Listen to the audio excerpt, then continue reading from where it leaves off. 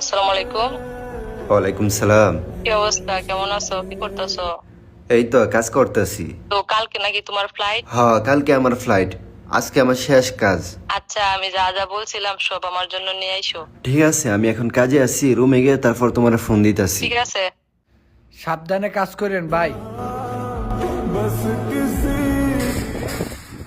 এই কি হইলো ভাইয়ের? দর দর। ভাই আমি কইছিলাম সাবধানে কাজ করতে, কালকে দেশে যাইবেন। ভাই আমি কি আর জানতাম আমার উপরে এভাবে ব্যাট পড়ে যাবে। ভাই কাজ বাদ দেন, চলো বাইরে আগে ডাক্তার কাছে নিয়ে যাই।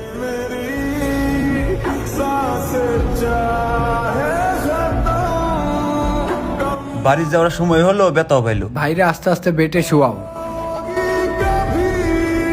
ভাই উঠেন, উঠে খাবার খায়া ওষুধ খান।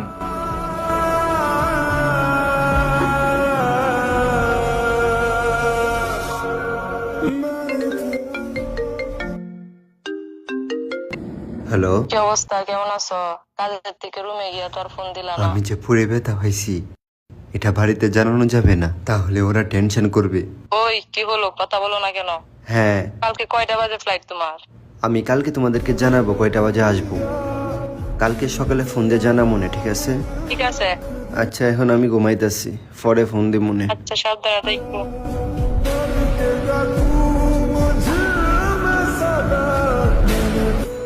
কালকে যে ভাই আমাদের সাথে কাজ করলো সে তো ব্যথা পাইছিল।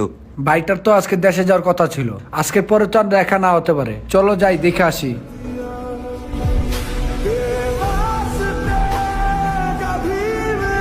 এই বেটে যে একজন লোক ছিল সে কোথায় গেল? সে তো ডিউটিতে আছে, তার ডিউটি তো রাত 12 থেকে দিনের 12টা। ভাই দেখা যায় ঘুমাইতেছে, ডাক দিয়া বইলা যাই।